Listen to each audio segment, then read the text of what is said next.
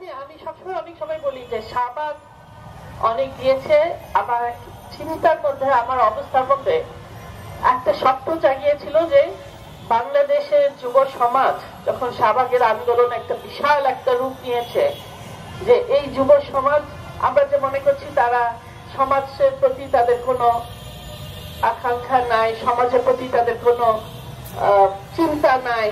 শাহবাগ দেখিয়ে দিয়েছে যে এই দেশের সকল মানুষ তারা কিন্তু জেগে উঠেছে। যখন ৭১-এর যুদ্ধ অপরাধীদের বিচারে কাদের মোল্লার রায়কে হাস্যকর একটা রায় করে সে তার ভিক্টরির চিহ্ন দিয়ে দেখিয়ে দিয়েছে যে সে পার পেয়ে গেছে, তখন যেভাবে বাঙালি জাতি একসাথে হয়েছিল তখন আমরা এদেরকে দেখলাম। রানা প্লাজা ধসে যাওয়ার পরে যেভাবে পরিশ্রম করেছে দিন রাত সেটাও দেখলাম। তাদের যেভাবে লেগে আছে যে বিচার হবে, আমরা বিচারহীনতার সংস্কৃতির কথা বলছি, কিন্তু এই ৭১-এর রাজাকাররা, আলবদররা, পাকিস্তানের যারা দোসররা, তারা যে নির্মম ভাবে দেশে যা করেছে তার বিরুদ্ধে যখন বিচারের ব্যবস্থা শুরু হয়েছে, সোচ্চার থাকার জন্য, এদেশের জনগণকে সোচ্চার রাখার জন্য এই নিলয় নীল সহ এখানে যারা সবাই আছে গণজাগরণ মঞ্চের প্রত্যেকেই তারা একটা ভূমিকা রেখেছে এবং এখনো আজ অবধিও রেখে যাচ্ছে। প্রত্যেক শুক্রবারই কর্মসূচি নেওয়া হয়, প্রত্যেকের ব্যাপারে নেওয়া হয়। সাকা চৌধুরীর ব্যাপারে শুক্রবারে নেওয়ার কথা ছিল, সেখানে আমরা সাকা চৌধুরীর রায় যেন সর্বোচ্চ ফাঁসি যেটা দেওয়া হয়েছিল সুপ্রিম কোর্ট থেকে সেটা যেন বহাল থাকে, সেটা যেন মানুষকে সজাগ রাখার জন্য, তাদের দৃষ্টিটা রাখার জন্য আসা হয়েছিল, কিন্তু সেখানে আমরা নিলয়ের ব্যাপারে এটাই হয়ে গেল আমাদের শোক সভার একটা জায়গা। এই যে সবাইকে যে হত্যা করতে চাচ্ছে, এই দেশ যে কারণে স্বাধীন হয়েছিল তার একটি বিরাট স্তম্ভ ছিল ধর্মনিরপেক্ষতা, গণতন্ত্র, আমাদের জাতীয় বোধ। আমাদের এখানে আমরা চাচ্ছিলাম যে এখানে সবাই সমাজতান্ত্রিক চিন্তা এখানে আসবে, ব্যবস্থা এখানে কায়েম হবে। আমরা দেখি যে সুযোগ থাকা সত্ত্বেও পঞ্চদশ সংশোধনীতে তারা ইসলাম ধর্ম রেখে দিয়েছে, যদিও ধর্ম নিরপেক্ষতাও রেখে দিয়েছে। তো একদিকে ধর্ম নিরপেক্ষ রাখা হয়েছে, আর একদিকে রাষ্ট্র ধর্ম ইসলাম রাখা হয়েছে, উপরে বিসমিল্লাহির রহমানির রহিম রাখা হয়েছে।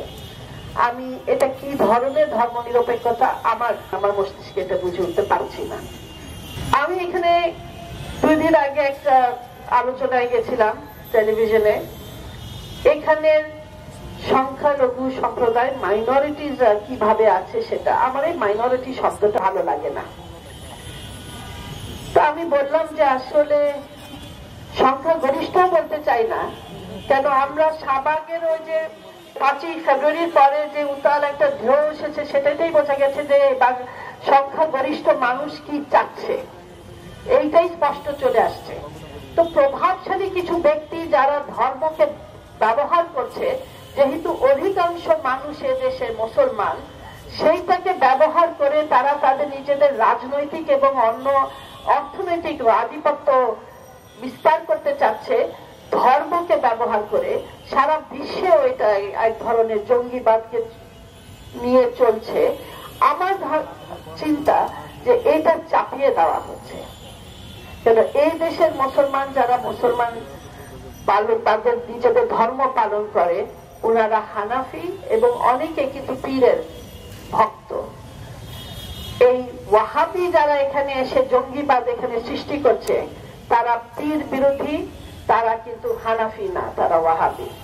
তো এই দেশের অধিকাংশ মানুষের চিন্তা বা চেতনার পরিপন্থী কিছু বাইরে উগ্র লোকরা এসে টাকা খেয়ে বাইরে থেকে তারা তাদের নিজেদের নীল নকশা এখানে করতে চাচ্ছে এবং মুক্ত চিন্তা মুক্ত মনার লোকদেরকে একের পর একের হত্যা করতে চাচ্ছে।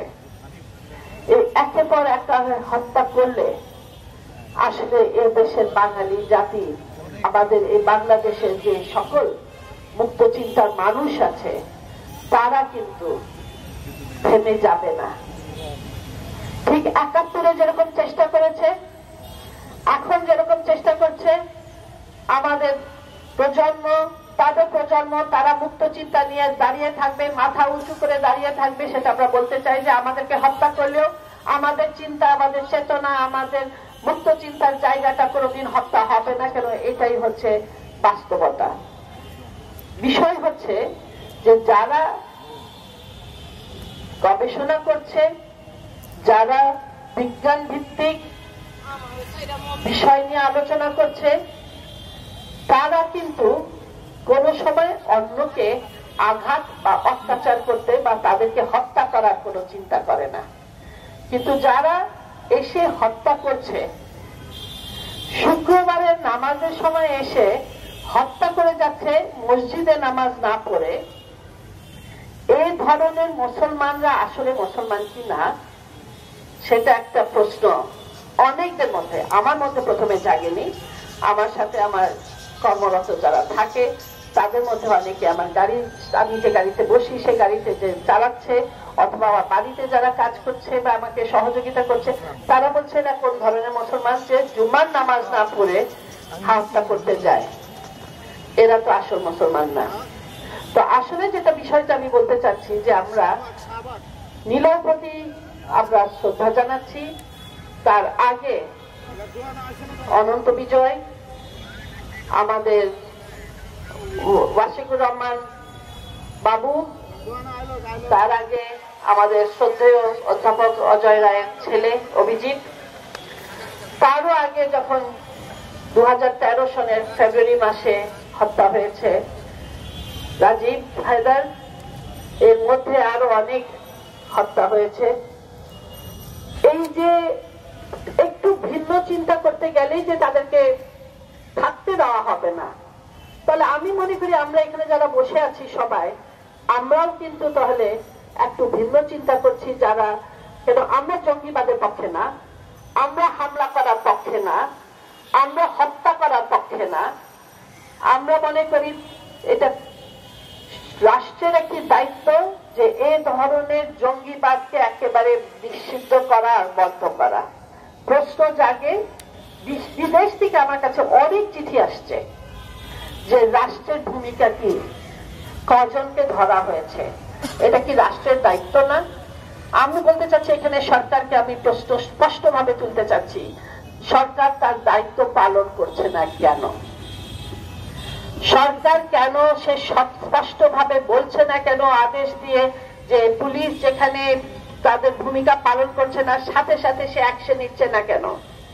আমাদের শুধু যুদ্ধ অপরাধীদের বিচার, বঙ্গবন্ধুর হত্যার বিচার এগুলো হবে, কিন্তু সাথে সাথে এদেশের সকল নাগরিককে অন্যায়ভাবে তাদের চিন্তার জন্য যে হত্যা করা হচ্ছে সেটার বিচার আমরা অবিলম্বে চাই।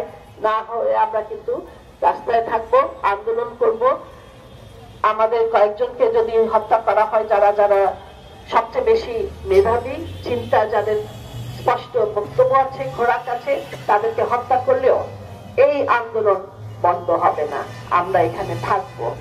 আমি নীলয়ের প্রতি আমার ভালোবাসা, আমার শ্রদ্ধা, এবং এখানে আরো যারা সবাই আছে যোদ্ধা, তারা যেভাবে দাঁড়িয়ে আছে, যেভাবে প্রতিবাদ করছে, যেভাবে বক্তব্য রাখছে, যে ভূমিকা রাখছে, আমি গর্ববোধ করি যে আমি তাদের সাথে সম্পৃক্ত হতে পারছি।